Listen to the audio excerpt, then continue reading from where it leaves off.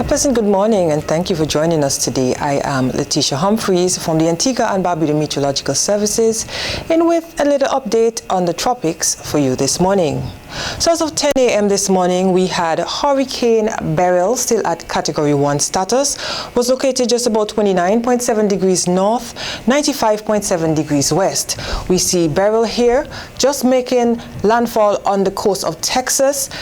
Beryl, the center of Beryl is actually 20 miles to the west of Houston, Texas presently as of 10 a.m. this morning, and Beryl continues to move towards the north at just about 12 miles per hour with winds of just about 75 miles per hour, which is on the lower end of the Category 1 hurricane range, which means any further weakening, Beryl could lose its hurricane status.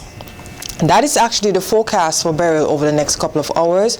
We're expecting Beryl to weaken to a tropical storm by later this afternoon, and then as it goes to tomorrow, expected further weakening to a depression, and then as it continues inland, expected to even become a post-tropical cyclone. So Beryl continues to linger. It has been for quite some time now, causing a lot of damage. There is a lot of flooding across Texas presently at this time, and as we see that churning with Beryl, it is bringing a lot of that water out of the Gulf onshore, so a lot of storm surge is actually expected around the coastal areas of Texas, so there is a storm surge warning that is in effect.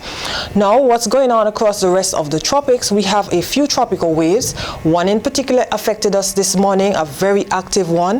It interacted with an upper level trough, so a lot of favorable conditions right there.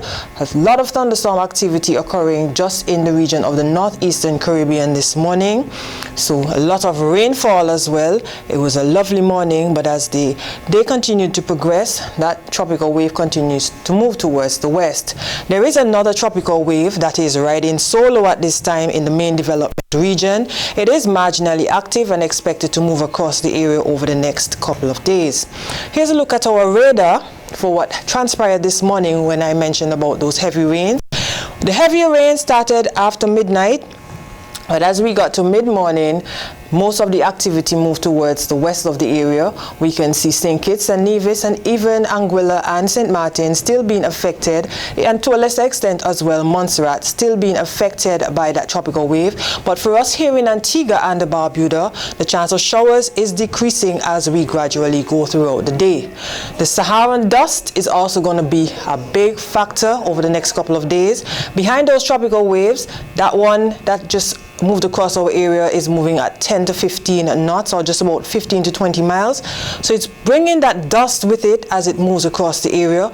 We expect the Saharan dust to come in very heavily tomorrow behind that tropical wave. It is a bit dusty out there, has been for the past couple of days, but a large plume is expected to follow that wave come tomorrow. So persons with respiratory ailments, even just a regular person, make sure you stay hydrated, because that dust could affect your eyes, it could affect your breathing, and even your skin. So be aware that that Saharan dust is going to be quite present for the next couple of days. And with that, we wrap up today's tropical weather updates. I'm Letitia Humphreys saying enjoy the rest of your day.